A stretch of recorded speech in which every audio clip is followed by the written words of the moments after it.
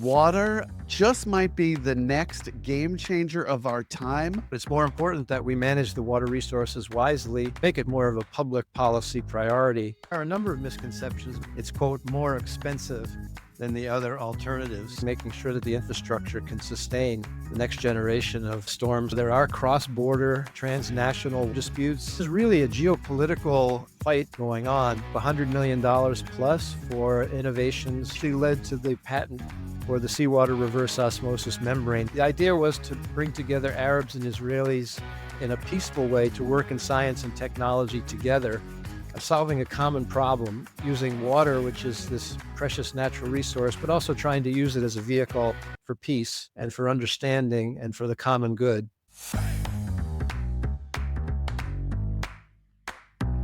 Water just might be the next game changer of our time, not just environmentally, but economically, geographically, and strategically.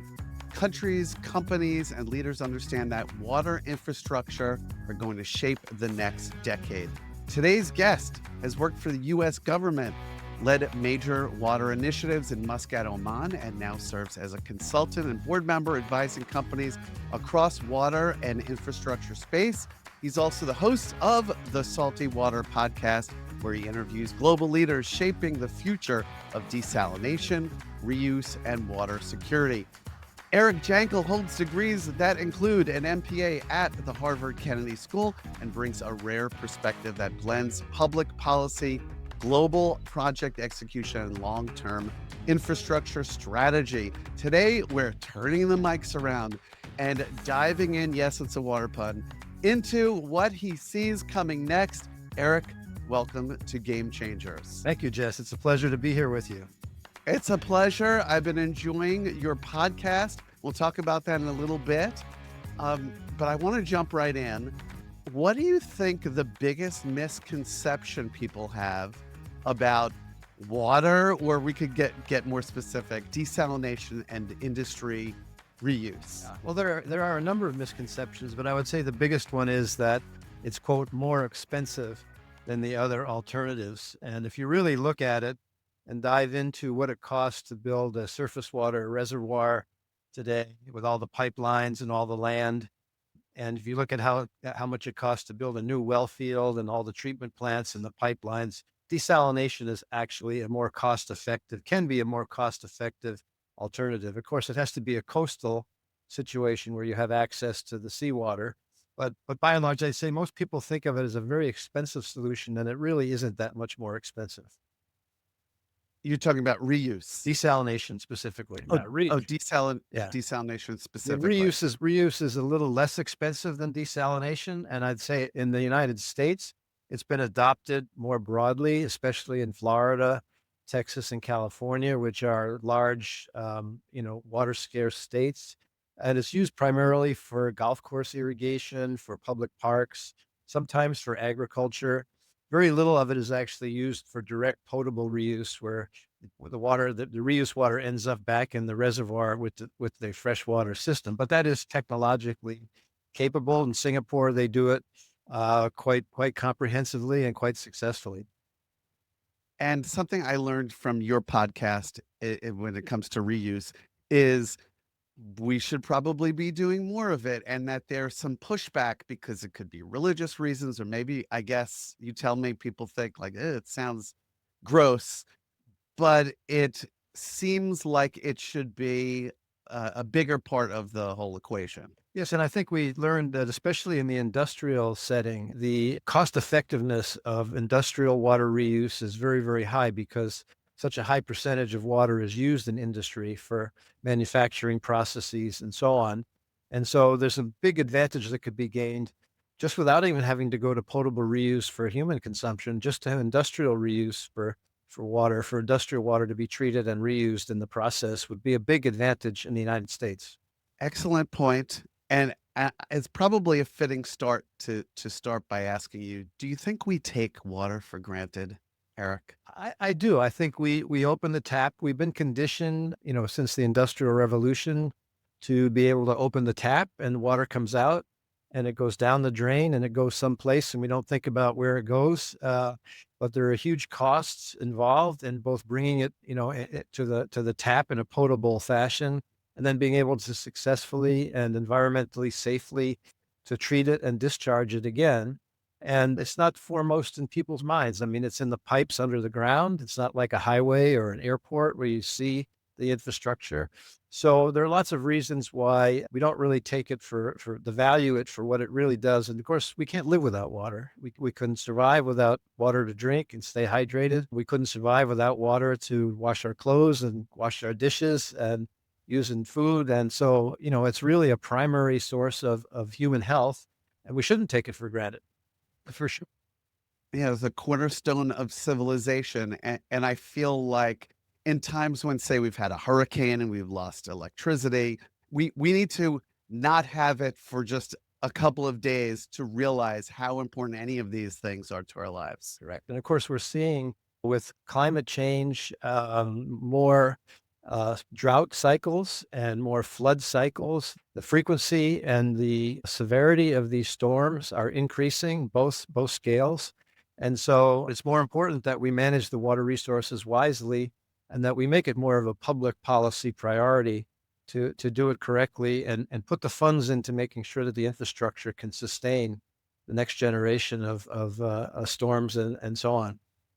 So, having listened and seen many of your podcast episodes, how will water be a game changer in the future? I think in the geopolitical context, there are quite a number of spots around the world where there are cross-border transnational water disputes. The Tigris and the Euphrates River between Turkey and Iraq is one example. The Nile River Basin with current conflicts between Ethiopia and Egypt, in India, Pakistan, fighting over the Indus River.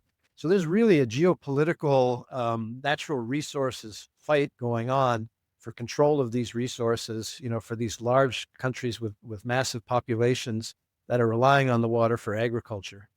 And, when we talk about taking water for granted, I include myself in that, like you were just saying, just opening the faucet up and I was thinking more as a child, just letting it run and run while you're brushing your teeth and being maybe a little bit more aware right now.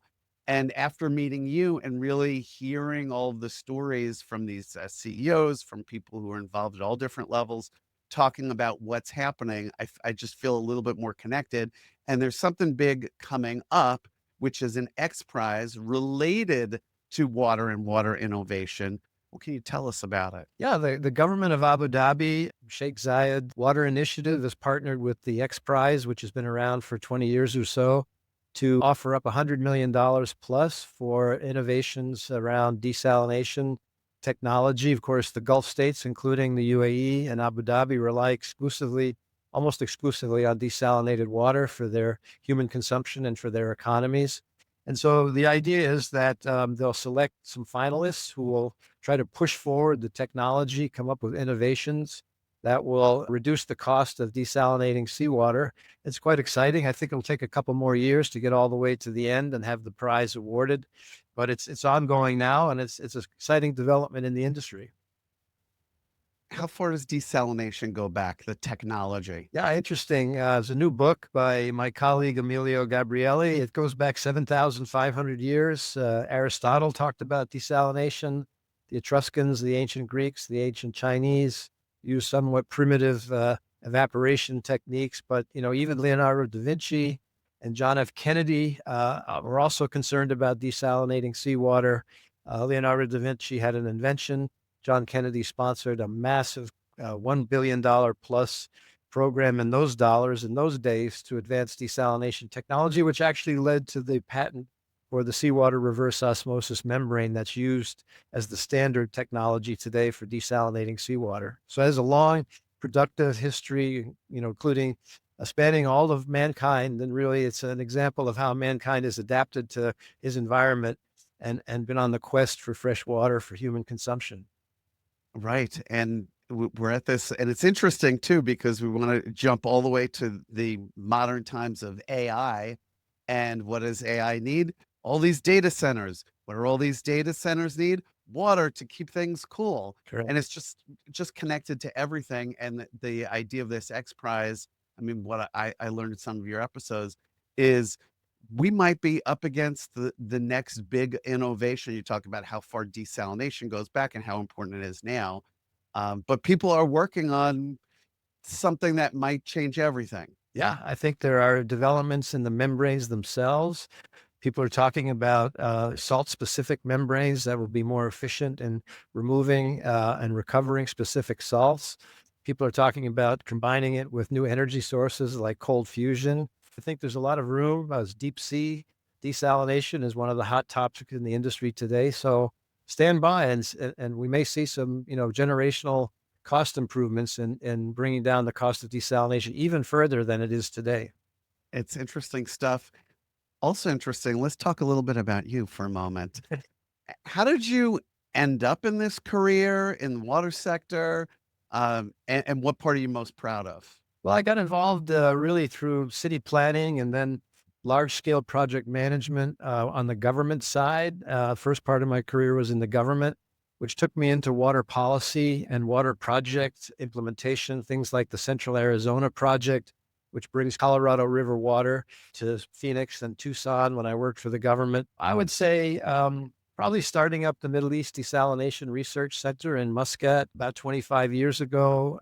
The idea was to bring together Arabs and Israelis in a peaceful way to work in science and technology together, solving a common problem, which both for Israel and the Arab countries is reducing the cost of desalination. Unfortunately, the peace process floundered. So I didn't stay with the Middle East Desalination Research Center, but it's still there and it's doing good work to train Arabs and Palestinians in water resource management. So I think that was probably where you feel like you're really making a contribution. Not only is it using water, which is this precious natural resource, but also trying to use it as a vehicle for peace and for understanding and for the common good. Yeah, one of your guests said, when we started doing this 30 or so years ago, we really felt like we were changing the world, and it wasn't the space race, but we really were changing the world. And that's an interesting theme that I think I heard with a number of your guests. Yeah, I think most people want to be contributing to something that's bigger than themselves, and they feel aspirational, and they feel that their time and their effort and their energy is going into something which has a broader meaning, than just at the end of the day, improving the balance sheet or turning a profit. Those things are important too. But if you're contributing to society in a positive way, I think it's a good feeling that you have working in this industry. Let me ask you this. I talked about things that I picked up being a complete outsider watching and listening to your podcast. What have you learned from some of these leaders and CEOs? I think I'm really impressed with their dedication. And as we were just talking about, there is a sense of, again, doing something that's bigger than yourself when you work in this industry, whether it's chemistry or whether it's membrane science, whether it's construction, engineering, design, finance, whatever part of the industry you're engaged in, you're contributing to something that makes life better for people at the end of the day. And I've been impressed with the CEOs because that's a common theme that comes through. In everything that they talk about, they come back to that point that they're doing something for society at large. Well, when we pick a career, we hope that is what we're able to do to make the world a better place, make things better for people. Now, if your life, as we kind of wrap some of this up, if your life had taken a different path, what do you think, if you weren't doing this, what do you think you might have been doing? I'd be a commercial airline pilot. Really? Is that what you thought you'd be when you were a kid? Yeah, when I was, 12, 13 years old, I wanted to go to the Air Force Academy, be a fighter pilot. And at some point, along that journey, you saw during the Vietnam War, sights of planes going down with white smoke coming out of the back. And I never had an epiphany, but I think, over time there was something, so maybe that's not such a good idea. And of course, my student capabilities were not such that I was ever going to go to the Air Force Academy anyway, but I am a private pilot. I fly planes for fun. But I think if things had been a little different earlier on, I would probably become a commercial pilot. I don't know what I'd be doing today, but that probably would have been my career path. I love aviation, everything about it. I love it. I was going to ask if you ever actually took the lessons, were able to do it, and you made that happen as well. Eric, thank you for joining me today, and thank you for being today's game changer. You bet. Thank you.